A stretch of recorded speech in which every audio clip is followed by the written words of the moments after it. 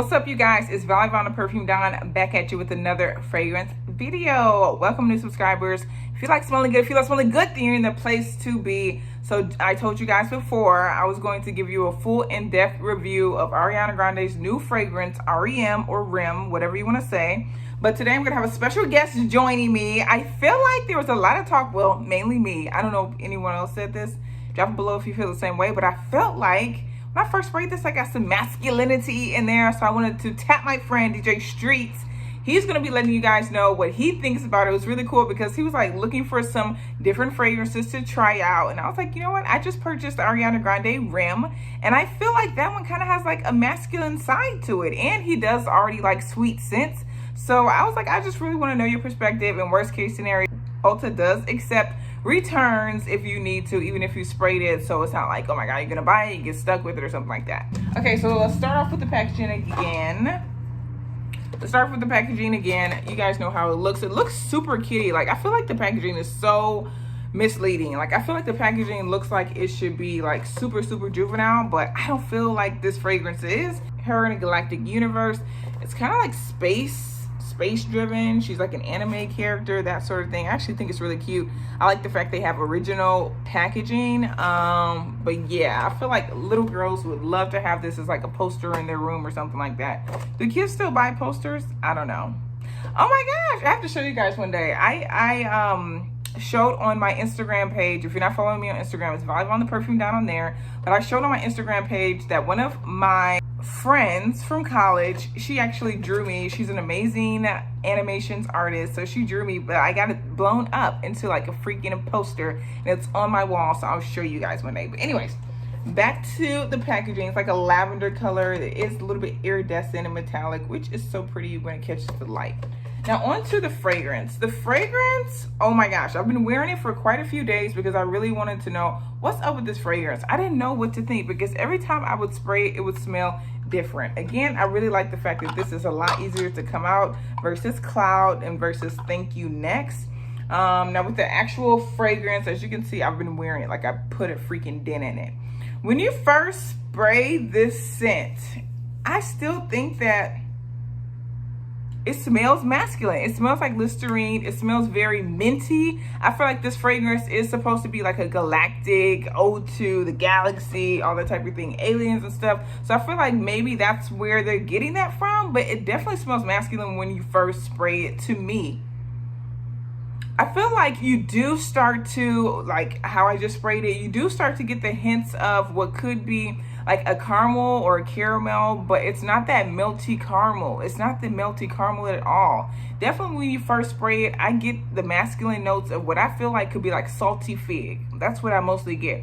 It's almost like that sporty masculine type vibe, so I get mostly fig. If you like the diptyque philosophique, I never know how to pronounce it, but I feel like it has that type of like a fleshy, forbidden fruit, that really almost like a bitter side of a fruit. I feel like that's what's in this when you first spray it. I do get the caramel a little bit, and it develops over time. This one is one of those scents, and I'm gonna do a video on this, is like the wait for the dry down scent. I feel like this is a fragrance where you have to wait for the dry down, because I was literally about to run back to the store and return, and I still might. I might. But I did not smell anything remotely reminiscent to the other types of sweetness. Usually Ariana Grande will do something that's like a berry sweet, or she'll do a cotton candy sweet, she'll do a sugared candy type of a sweet, or even like a light fluffy, like a whipped cream marshmallow type of a sweet that was in Cloud. This is none of those. This is like a very mature, in-depth kind of a sweet scent. It definitely has a really, almost has like a freshness but a deepness to it. I know that sounds crazy, but for that reason, I feel like this is good for all seasons. I feel like you can rock this in the spring, the summer. I feel like you can also rock this in the fall and the winter, which I know is weird, but I don't know. I feel like it's very versatile. I feel like it's definitely unisex, which is great because a lot of her fans are men. So, I mean, why not have a scent that is going to cater to them as well? I feel like this reminds me of Moonlight. If you guys have Moonlight in her range, I feel like this is like Moonlight, but a little bit sweeter and a little bit more grown up. That's what this really smells like to me. Now performance, this actually lasted on me all day when I was at work. It was from 7 a.m. all the way to, let's say, around 5 p.m. or so. After that, I don't really care, because I feel like that's a full day's work for a fragrance, especially in this day and age, and especially for a celebrity scent that isn't that expensive. The most expensive one, it ranges from a 1 ounce that's $40, I think 1.7 ounce or something like that, around $50. The most expensive, which is the 3.4 fluid ounce, that's what I have right here, and that one is around $60. So not super expensive, but the one thing is that I keep hearing that it does smell more expensive than it actually is, which is always a plus. And people also said that with Cloud. Did my air just come on? Oh my gosh! But yeah, so all through and through, I'm not mad at the scent. I don't know if it's personally my scent profile, but it's not a bad scent at all. It's not stinky. It's not stonky. It's not a stonky. It's not a throw it in the bin, throw it in the trash type of scent. It just has to be something that you would actually like. Does that sound like something you would like? Do you usually like almost like exotic fruits, that sort of thing? Do you usually like something that may lean a bit more masculine? It smells also like, if you smell Paco Rabanne Olympia, if you want like a younger version of that salty caramel in there, but not fully developed, then maybe check it out. But yeah, that's what I think about the scent. Not bad at all. What do you think? Oh, wow. What's up, everybody? It's your boy DJ Streets, the Fragrance God, and today I am here to bring you guys a collab video with me and my homegirl Vallivon The Perfume Don, and we are talking about the celebrity fragrance from Ariana Grande, and it is called R.E.M. I got my bottle of R.E.M about a week ago from Ulta.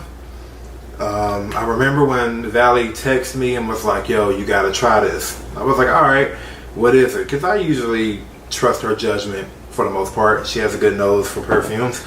And she told me, and I was like, Ariana Grande, who? You know, when it comes to celebrity perfumes, most of them are cheap, not good, they don't smell good. Well, I must say this one was totally different. And I must say I was very impressed. So let's kind of just take a look at the bottle for a second. Presentation, a nice lavender bottle. I guess this is a diamond top. It's not magnetic, so you know, I definitely wouldn't pick it up from the top, even though I'm doing it right now. It smells really good. Like I said, I must say, about Ariana Grande, the first thing you think of is a woman's fragrance. It's the first thing I thought of. And she was like, no, it's kind of masculine. So when she said it was masculine, I said, all right, I'll give it a shot. So let me just read you the notes from it. It is fig, salted caramel, and zephyr at the top. Middle notes is lavender, pear, and blossom. And at the base is tonka bean, musk, and sandalwood. Price point, $49.99 for a 1.7 ounce bottle. As I stated earlier, I got it from Ulta. So let's go ahead and give it a whirl. Yeah, I don't get the feminine type vibes from it. It does smell a little masculine. It really reminds me of Replica's Jazz Club, just a tad bit sweeter. This isn't my first go around, as you can tell by the amount of juice that's left in the bottle. I have used this quite a bit of times already within the week. I'm not one to usually go back to back with the same fragrance on a daily basis, but I have been reaching for this a lot, and I thoroughly enjoy it. So that's my take on it.